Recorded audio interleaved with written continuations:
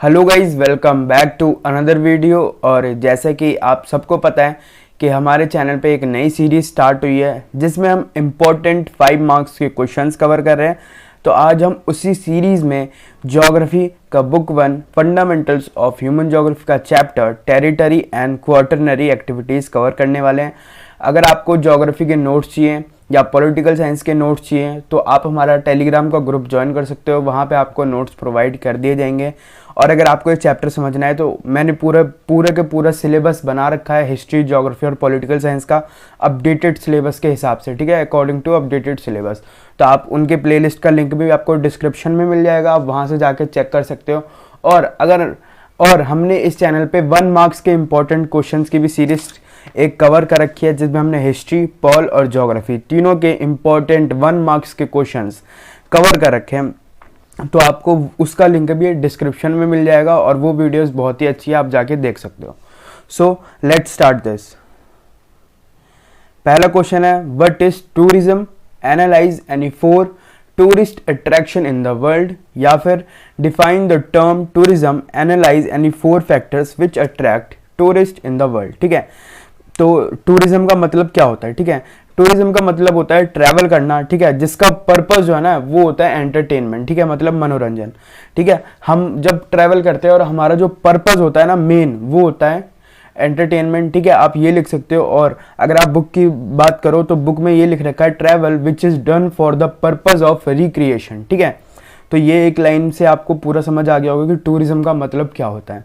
अब फैक्टर्स बताना है जो कि टूरिज्म को अफेक्ट करते हैं। ठीक है, तो पहला है क्लाइमेट, ठीक है, वहाँ का मौसम कैसा है। ठीक है, दूसरा लैंडस्केप, वो हिली एरिया है या फिर कैसा एरिया है। ठीक है, उसके बाद हिस्ट्री एंड आर्ट। ठीक है, हिस्ट्री और आर्ट एक बहुत ही इंपॉर्टेंट रोल प्ले करता है। ठीक है, हर एरिया में जिस एरिया की जितनी पुरानी हिस्ट्री होती है वहाँ पे लोग ज़्यादा जाना पसंद करते हैं। ठीक है, उसके बाद कल्चर, सब अलग अलग कल्चर से में जाना पसंद करते हैं इसलिए। और इकॉनमी भी एक बहुत ही इंपॉर्टेंट रीज़न है। ठीक है, तो ये पूरा 5 मार्क्स का क्वेश्चन आएगा और 1+4 का वेटेज होगा। ठीक है, जिसमें आप ये 4 पॉइंट्स लिख के इसको अंडरलाइन कर देना और इनके बारे में बस 1 से 2 लाइन, ठीक है, मैक्सिमम 2 लाइन या 3 लाइन, इससे ज़्यादा टाइम खराब हो जाता है। ठीक है, तो आप लिख के और आपके पूरे 5 मार्क्स हो जाएंगे। अब ये दूसरा जो क्वेश्चन है ना, ये बहुत ही इंपॉर्टेंट क्वेश्चन है, ये बहुत बार सीबीएसई एग्जाम में आता है। ठीक है, इस चैप्टर्स में बहुत ही कम क्वेश्चन मिले मेरे को। तो पहला क्वेश्चन है, व्हाट इज मेडिकल टूरिज्म? ठीक है, और explain the scope of medical tourism for overseas patient in India. ठीक है, कि मेडिकल टूरिज्म क्या होता है पहले तो ये बताओ। तो when medical tourism is combined with the international tourism. ठीक है, जब मेडिकल, ठीक है, ये जो एक रीजन है ना, ये अटैच हो जाता है। ठीक है, कंबाइन हो जाता है हमारे किसके साथ? इंटरनेशनल टूरिज्म के साथ। इसको कहते हैं मेडिकल टूरिज्म।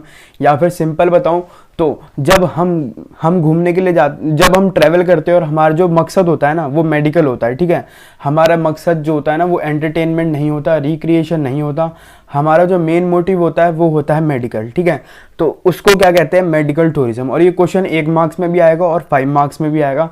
ठीक है, तो इसको अच्छे से याद करके जाना है। उसके बाद इंडिया में इतना स्कोप क्यों है, ठीक है, मेडिकल टूरिज्म का? ठीक है, तो अगर हम इंडिया की मेडिकल टूरिज्म सेक्टर का वो देखें ना तो वो है 5 to 6 बिलियन $। ठीक है, 5 to 6 बिलियन। ठीक है, एक टाइम था जब कुछ इसमें फैक्ट्स लिखने पड़ेंगे आपको। ठीक है, जब 2005 में, ठीक है, सिर्फ 55,000 पेशेंट आए थे यूएसए से इंडिया में सिर्फ ट्रीटमेंट के लिए। ठीक है, बट अगर आप अभी देखो, ठीक है, तो रिसेंट का जो वो है आंकड़ा वो है 4,95,000। ठीक है, अराउंड 5 लाख के आसपास लोग आते हैं। और ये जो है ना 2017 का है। 2017 में 5 लाख लोग आए थे यूएसए से, सिर्फ यूएसए की बात हो रही है अभी। ठीक है, तो यूएसए से सिर्फ 5 लाख लोग आए थे और पूरे वर्ल्ड की तो बात ही छोड़ दो आप। ठीक है, उसके बाद मेडिकल टूरिज्म या फिर टूरिज्म जो होता है, ठीक है, इससे क्या होता है? इससे ना करेंसी बढ़ती है। ठीक है, हमारी जो फॉरेन करेंसी है ना वो बढ़ती है। ठीक है, एफडीआई। उसके बाद इंडिया में क्यों आते हैं लोग? ठीक है, एक ये रीज़न है इंडिया में क्यों आते हैं, ये आपको लिखना पड़ेगा। इसके लिए आपको ये लिखना पड़ेगा कि वर्ल्ड क्लास फैसिलिटीज़, ठीक है, वर्ल्ड क्लास हॉस्पिटल्स हैं, ठीक है, लेटेस्ट टेक्नोलॉजी है हमारे कंट्री में, इस वजह से। उसके बाद अगर हम कंपेयर करेंगे ना तो डेवलप्ड कंट्रीज में ना इनका कॉस्ट जो होता है ना मेडिकल का वो ज़्यादा पड़ जाता है as compared to developing countries, ठीक है, क्योंकि डेवलपिंग कंट्रीज में लोग ज़्यादा बीमार होते हैं डेवलप्ड के हिसाब से। इसका आप सर्च करके देख सकते हो, आपको खुद पता चल जाएगा कि डेवलप्ड और डेवलपिंग कंट्री में ना ये फ़र्क होता है, और इस वजह से ना लोग डेवलपिंग कंट्री में जाना पसंद करते हैं क्योंकि वहाँ पे खर्चा कम होता है, ठीक है। तो ये हमारा क्वेश्चन पूरा कंप्लीट हो गया। उसके बाद फिर से ये क्वेश्चन आ रहा है, what is the meaning of tourism, ठीक है। टूरिज्म का मतलब मैं आपको ऑलरेडी बता चुका हूँ, ठीक है। What is tourism, explain 4 factors which attract tourist in the world, ये भी मैं आपको ऑलरेडी बता चुका हूँ। उसके बाद एक ये क्वेश्चन आता है कि डिस्टिंग्विश वाले, वो डिफरेंशिएट वाले जितने भी क्वेश्चन है ना उनको आप गलती से भी मत छोड़ के जाना, ठीक है, वो बहुत ही इंपॉर्टेंट होते हैं। तो ये एक डिफरेंशिएशन वाला क्वेश्चन है, और इसमें आपको बोला है कि रूरल मार्केटिंग सेंटर और अर्बन मार्केटिंग सेंटर के बारे में डिफरेंशिएट करो, ठीक है। 5 मार्क्स का क्वेश्चन आएगा ये पूरा, और इसमें आप इसको मैं बता देता हूँ, रूरल मार्केटिंग सेंटर क्या होते हैं, जो रूरल एरियाज में होते हैं, ठीक है, और इनका काम क्या होता है, इनका जो लोकल नीड्स है ना, ठीक है, सिर्फ लोकल नीड्स उनको पूरा करना रूरल मार्केटिंग सेंटर का काम होता है।